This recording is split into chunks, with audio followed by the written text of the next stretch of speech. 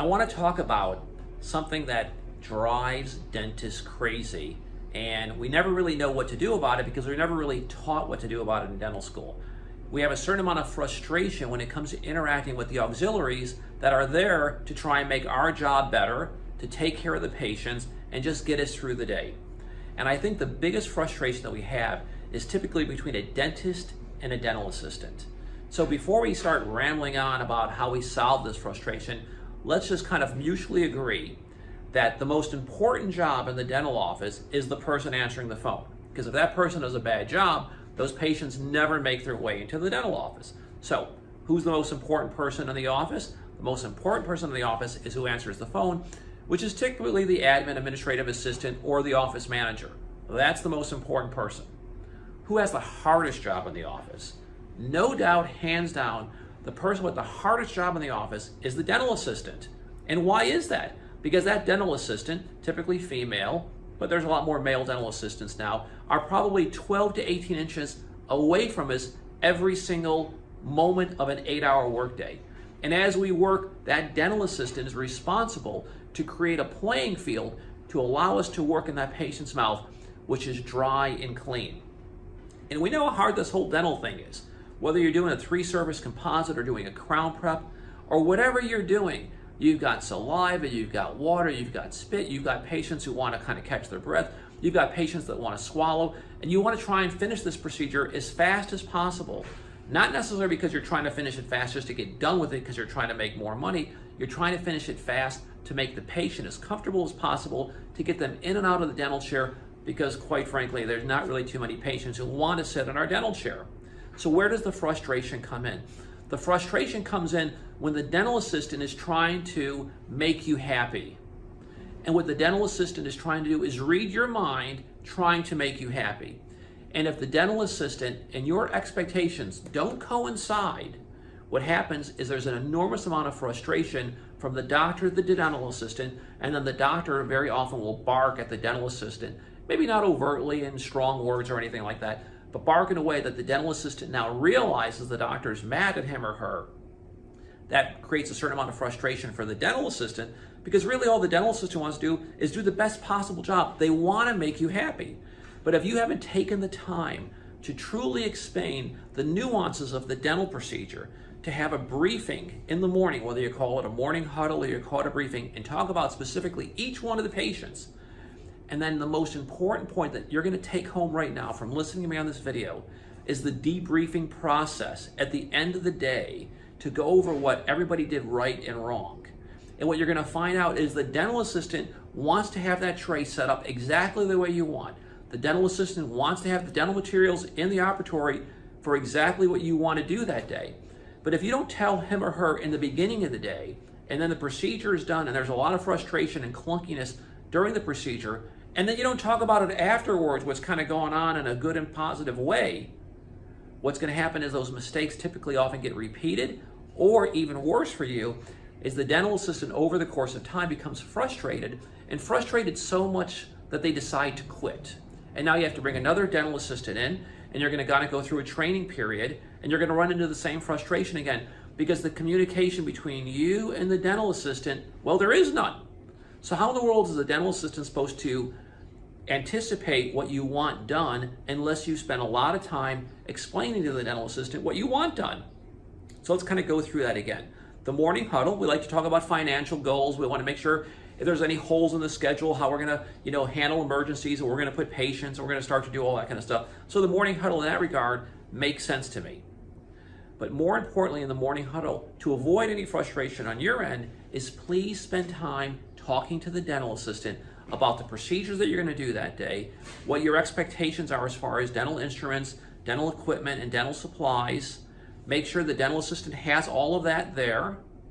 Do the procedures, and then at the end of the day, before everybody's in a rush to get out of there, you have to have a debriefing meeting with the dental assistant to talk about what happened that day. And if there was a mistake, either because the dental assistant didn't listen to you and write it all down and have everything available to you, or maybe you forgot to tell him or her to have something available to you, those things all need to be talked about. So in the beginning, the briefing meetings or the morning huddles, the dental assistant should be taking notes. You need to be writing everything down to make sure they maintain and exceed your expectation. And at the end of the day, in the debriefing meeting, to talk about how the day went, you need to talk about where the mistakes were. Was it a mistake on your part because you didn't tell the dental assistant? Or was it a mistake on your part because maybe the procedure got a little out of control and you needed to have stuff above and beyond what you're doing, and your frustration was more about the dental procedure than the lack of preparedness on the dental assistant's part? Because if you admit, hey, listen, we were working on Mrs. Jones today, that became a lot more complicated than I thought. I was a little frustrated. I took the frustration out on you. You did an amazing job. Everything that we talked about in the briefing meeting in the morning, you had prepared. It was my clinical frustration that kind of made me vent to you after the procedure. I apologize for you. It's not going to happen again. You did a great job, and let's understand what went wrong. That's a great conversation to have. So where else does frustration kind of kick into your dental practice and on the day-to-day kind of stuff that you're doing? We all know it's the hygienist, because what the hygienist is going to do is she wants clinical exams or clinical checks after she sees a patient. And one of the briefing things that are typically not done in dental office is to talk about how the flow of the day is going to be. So now we have a dental assistant and, typically a couple of dental assistants working with the doctor, and then we have a hygienist or a couple of hygienists who need the doctor's time as well. And the frustrating part about this is, when does the doctor get to see the hygiene patients? So everybody assumes that the best time to see the hygiene patient is at the end of the hygiene visit. And that's true. But if you have patients who are seen on a regular basis, there's no reason why you can't do an exam check before the hygiene visit. So how do you know if you're going to be doing the exam check before, during, or after the hygiene visit? Because you, the hygienist, and the dental assistants that work together, all three different groups, have got to talk about the flow of the day in the briefing meeting at the morning huddle. And then you go about your day, and at the end of the day, there's a debriefing again between the dental assistants, the doctor, and the dental hygienist. Because the dental hygienists, they need you to check the patients. Their frustration level is when they've got a patient in the chair and the patient's sitting there for 5, 10, 15 minutes. They need to get the patient out of their chair so they can clean the room and get ready to take the next patient. If that need is not addressed and modified and corrected over the course of time, that dental hygienist is going to get frustrated at your delinquency. And we don't want that to occur. So you can start to see that truly the frustration that you have as a dentist in your dental office has to do more with communication in a briefing, operational, and debriefing way. So let's kind of go over this again. We have a dental assistant who's going to help you treat patients. He or she needs to be briefed. You guys perform the procedures, and at the end of the day, you're going to debrief, which is talking about what went right and wrong. With the dental hygienist, hers is more of a flow into what you're doing already with your patients. She sees patients. She has to dismiss the patients. In order for that to occur, she needs you to come into the room and check those patients. Does that check occur at the beginning, in the middle, or at the end of the hygiene appointment? Plan all of that stuff out. It's just like choreographing a dance that's going to go on stage. Everybody needs to know where they're going to be at a particular time. And the final person that needs to interact with all of this stuff is the administrative assistant or office manager in the front. They need to be able to make appointments, answer phones, talk to patients, smooch with patients, check patients out, talk to insurance companies, and do all of this stuff while so many different things are kind of going on. The handoff now from the dental assistant or the dental hygienist to the admin at the front, that needs to be choreographed and scripted as well. If you see that the admin is on the phone or is at wit's end or is a little bit flustered, just don't drop the patient off at the front desk and throw the chart across to the admin and expect them to pick up all the pieces.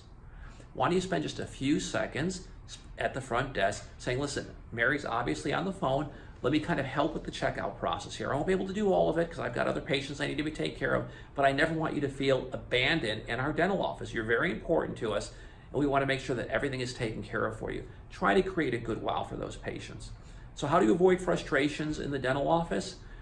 At the morning huddle, just don't talk about financial goals. Don't talk about holes in the dental doctor's appointment book or holes in the hygiene appointment book.